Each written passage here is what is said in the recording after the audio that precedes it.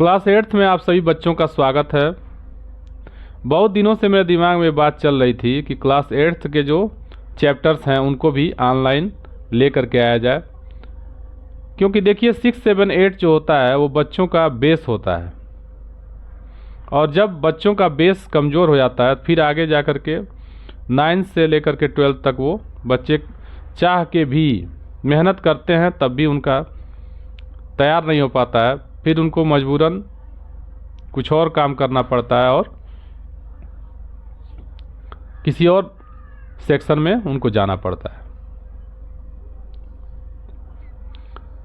साथ ही साथ देखिए 6, 7, 8 के जो जितने भी चैप्टर्स हैं, 6, 7, 8 का जो साइंस का पार्ट है, ये सभी क्या होते हैं, जीएस के रूप में कॉम्पिटिटिव एग्जाम में पूछे जाते हैं।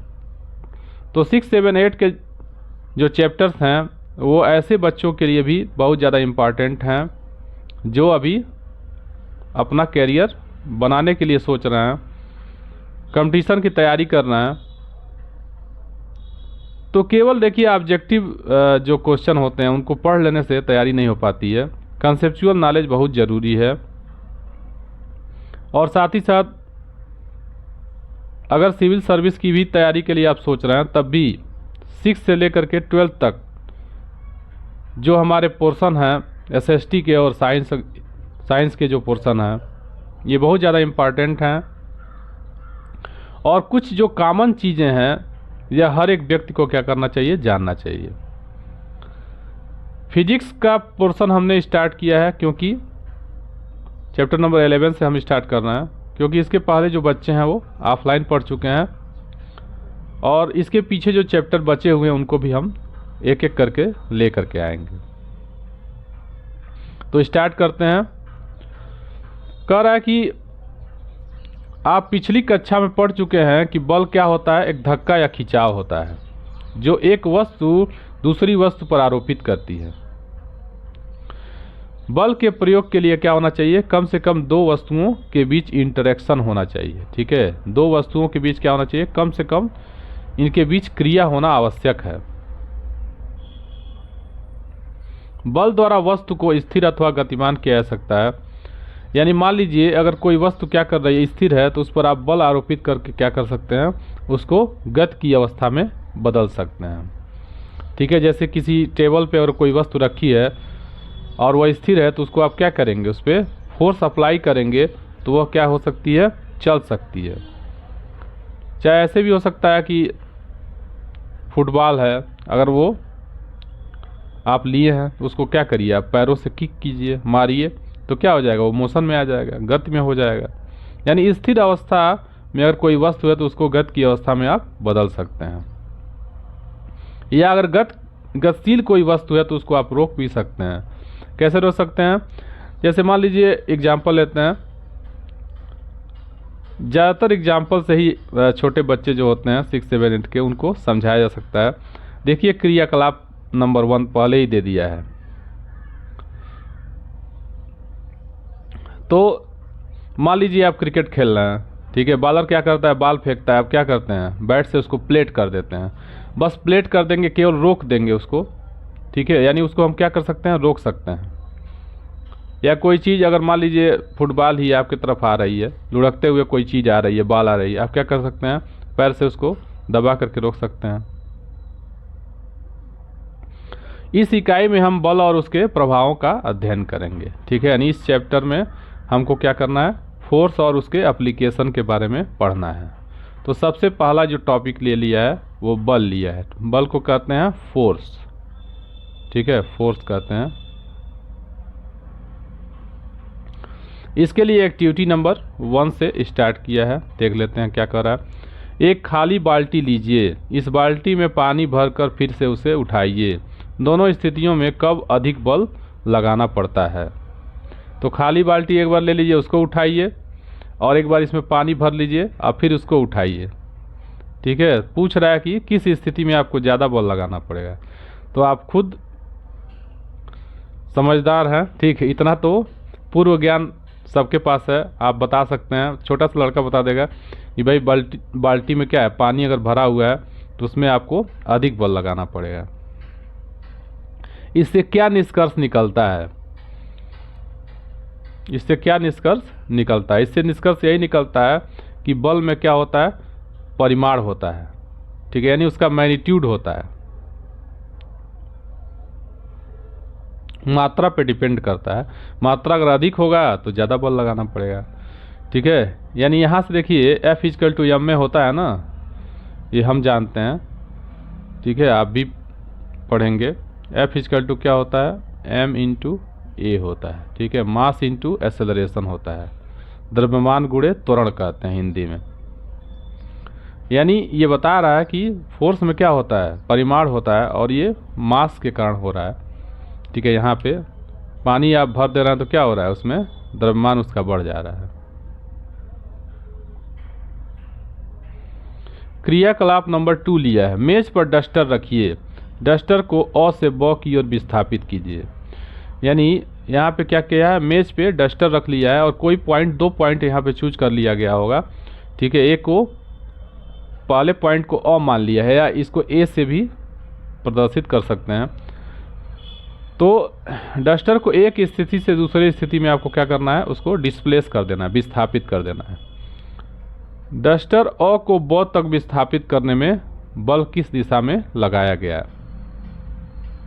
इसको हमने पीडीएफ तैयार किया है बुक से ही। यह हमारा देखिए एनसीईआरटी की बुक नहीं है, ठीक है, यह यूपी बोर्ड की बुक है, विज्ञान भारती के नाम से आती है। विज्ञान भारती का 3rd पार्ट है ये, यानी 8th के लिए ये है। हम 6, 7 के लिए भी लेकर के आएंगे।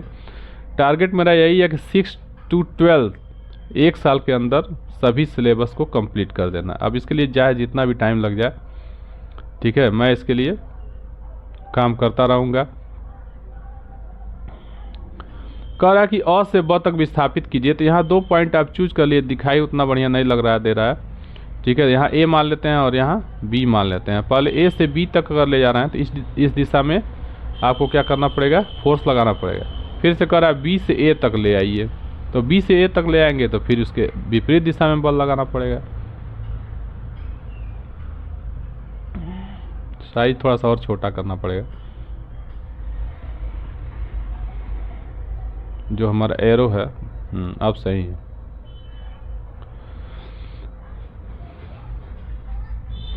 इससे क्या निष्कर्ष निकलता है? बल में दिशा भी होती है, ठीक है। इससे ये निष्कर्ष निकलता है कि पहले क्या कर रहा है? पहले मान लीजिए ए से, यहाँ अगर ये है, यहाँ बी है, पहले डस्टर आप यहाँ रखे थे, डस्टर को आपने ए से बी तक ले गया, ठीक है, पुनः क्या किया? बी से ए तक आप ले आए, तो यानी फोर्स का डायरेक्शन क्या हो गया? बदल गया। फोर्स आपने क्या किया? विपरीत दिशा में लगाया। तो इससे 2 चीज़ें कन्फर्म हो गई। पहली बात तो बाल्टी में पानी आप ज़्यादा लिए थे और उसको उठाने में आपको ज़्यादा फोर्स अप्लाई करना पड़ा था। पहले नहीं लिए थे या थोड़ा लिए थे, ठीक है, और दूसरी बार आपने क्या किया? ज़्यादा पानी ले लिया तो आपको ज़्यादा बल लगाना पड़ा। इससे ये कंक्लूजन निकला, इससे ये निष्कर्ष निकला कि बल में क्या होता है? उसमें परिमाण होती है, ठीक है, बल में परिमाण है। साथ ही साथ यहाँ से आपको कंफर्म हो गया कि बल में क्या होती है? दिशा भी पाई जाती है, ठीक है। यानी हम कह सकते हैं कि एक वेक्टर क्वांटिटी है। आगे पढ़ेंगे आप लोग। राशियाँ कितनी प्रकार की होती हैं? 2 प्रकार की होती हैं भौतिक राशियाँ। पहली प्रकार की जो राशि है उसको कहते हैं स्केलर। स्केलर इंग्लिश शब्द है, उसको हम लोग अदिश राशियाँ कहते हैं, यानी जिनमें क्या होती हैं? केवल परिमाण होती हैं। और ऐसी भौतिक राशियाँ जिनमें परिमाण के साथ साथ दिशा भी उपस्थित होती है, उनको हम कहते हैं वेक्टर क्वांटिटी। मुझे लगता है कि जो क्लास 9th में बच्चे आ गए हैं उनको भी ये लेक्चर देखना चाहिए। क्लास 8 से, क्लास 6 से अगर आपको देखिए बने रहना है कंपटीशन में, तो फिर से आपको पढ़ना पड़ेगा 6 से। भले आप आगे की कक्षाओं में आ गए हैं, क्लास 10th में आ गए हैं, लेकिन ठीक से आपको 6 से लेकर के 12 तक के सभी सिलेबस को बढ़िया से पढ़ना पड़ेगा। यहाँ तक कि अगर हम लोग भी अगर टीजीटी या पीजीटी का एग्ज़ाम दे रहे थे, या अगर नेट का कोई लड़का एग्ज़ाम दे रहा है, तो वह फिर से क्या करता है?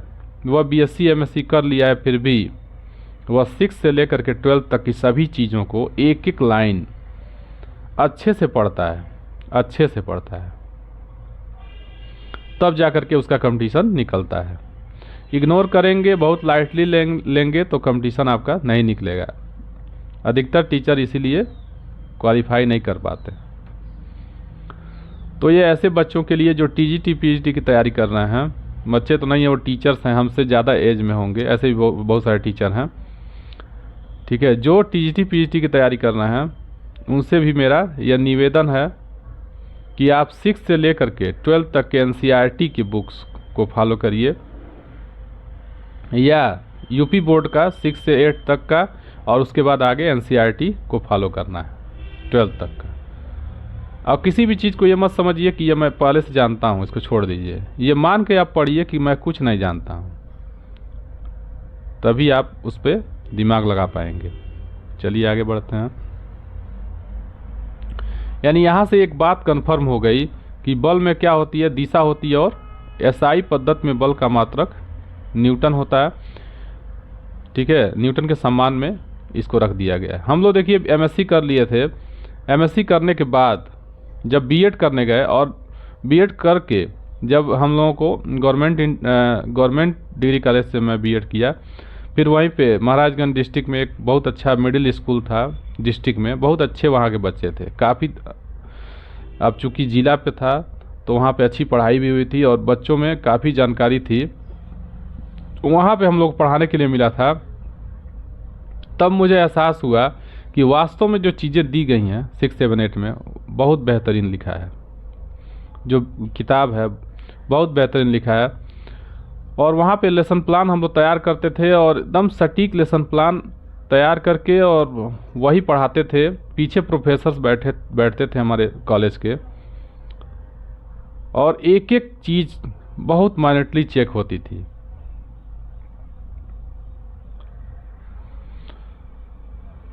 अगला जो हमारा टॉपिक है वो है दाब, बल का प्रभाव। यानी दाब क्या है, इफेक्ट ऑफ फोर्स है, बल का प्रभाव है।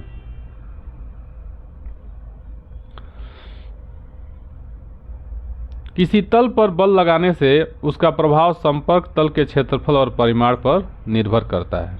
किसी भी सरफेस पर, ठीक है, जैसे कोई भी एक सरफेस है, वहाँ पे आप क्या करते हैं, यहाँ फोर्स लगाते हैं अगर आप, ठीक है, तो फोर्स लगाते हैं तो वह 2 रूपों में क्या होता है, प्रभावी होता है।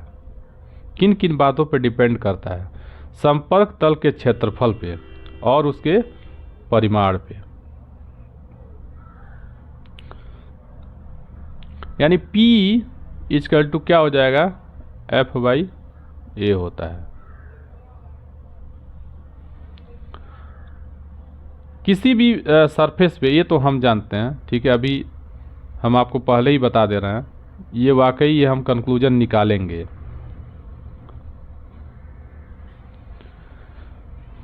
किसी भी सरफेस पे अगर आप फोर्स अप्लाई कर रहे हैं तो उसका प्रभाव जो होगा, यानी दाब जो होगा, ठीक है, वो केवल बल लगाने से नहीं हो जाएगा, साथ ही साथ वो एरिया पे भी डिपेंड करेगा कि आप जो बल लगा रहे हैं वो कितने एरिया पे लगा रहे हैं। अगर कम एरिया पे लगाएंगे तो उसका प्रभाव क्या होगा, ज़्यादा उत्पन्न होगा। अगर ज़्यादा क्षेत्रफल में वो क्या हो जाएगा, बल आप जो लगा रहे हैं बढ़ जाएगा, तो उसका प्रभाव यानी प्रेशर जो है वो क्या हो जाएगा, घट जाएगा।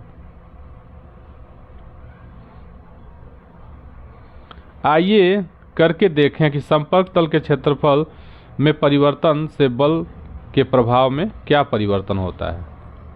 क्रियाकलाप नंबर 3, एक छिछला बर्तन लेते हैं, ठीक है, फैला हुआ हो, एक छिछला बर्तन लेते हैं, इसमें लगभग 6 सेंटीमीटर ऊंची बालू की तह बिछा लेते हैं। यहाँ फिगर के माध्यम से आप समझ लीजिए, एक बर्तन लिया है, ठीक है, ये बर्तन लिया है, यहाँ देखिए ये पूरा फैला हुआ है, छिछला लिख रहा है। इस पर क्या करना है, 6 सेंटीमीटर तक मोटी परत बना लेना है बालू की, और उसके बाद से क्या करना है, एक ईंट लें, पहले इसे बालू में ऊर्ध्वाधर करके रखते हैं, इसके बाद इसे लेटा करके रखिए। सबसे पहले इसको खड़ा करके ईंट को रखना है आपको, और उसके बाद क्या कर देना है, इसको लेटा करके रख देना है, जैसे इस कंडीशन में रख देना है। अवलोकन कीजिए कि किस स्थिति में ईंट बालू में अधिक धंसती है। यानी एक बार सीधा करके आप रख देंगे, ठीक है, एक बार ऐसे लेटा करके रख देंगे और दोनों बार क्या करेंगे, ईंट को हटा करके उसके द्वारा उस बालू में बनाए गए गड्ढे को आप देखेंगे। तो अगर आप ध्यान देंगे तो वहाँ पे आप देख सकते हैं कि जो खड़ा करके ईंट को रखा गया है वह उस स्थिति में ज़्यादा वो बालू में क्या हो गया होगा, धंस गया होगा। इससे कन्फर्म होता है कि जब हम उसको सीधा करके रखें, यानी कम क्षेत्रफल में, ईंट का वजन तो उतना ही है, उसमें कोई परिवर्तन तो हुआ नहीं, ठीक है, लेकिन वो ज़्यादा क्यों धंस गई उस स्थिति में, क्योंकि उसने बालू का जो तल है, बालू का जो सरफेस है, उस पर कम एरिया पे, कम क्षेत्रफल पे उसने क्या किया, वह अपना फोर्स अप्लाई किया। जबकि दूसरे कंडीशन में ईंट तो वही है, मास उसका वही है, उसने फोर्स भी उतना ही अप्लाई किया, लेकिन सरफेस एरिया बढ़ गया, यानी क्षेत्रफल क्या हो गया, बढ़ गया। तो क्षेत्रफल बढ़ जाने के कारण उसका जो प्रभाव उत्पन्न हुआ, प्रभाव का मतलब जो प्रेशर उत्पन्न हुआ, दाब उत्पन्न हुआ, वह घट गया, ठीक है। इस तरह से हम अब कह सकते हैं कि जो प्रेशर होता है, यानी अब कह सकते हैं कि जो प्रेशर होता है वो क्या होता है, फोर्स अपॉन एरिया होता है। यानी प्रेशर जो होता है वो क्षेत्रफल के व्युत्क्रमानुपाती होता है, और ये बल के क्या होता है, समानुपाती होता है। समानुपाती का मतलब फोर्स बढ़ाएंगे तो दाब बढ़ जाएगा, फोर्स घटाएंगे तो दाब घट जाएगा, लेकिन यह एरिया पे भी डिपेंड करता है। अगर एरिया ज़्यादा होगा तो प्रेशर कम लगेगा, अगर एरिया कम होगा तो प्रेशर अधिक लगेगा।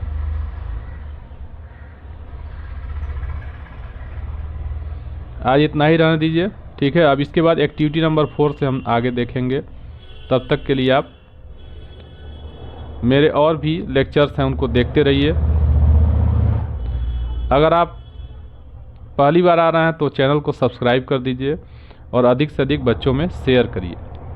Thank you.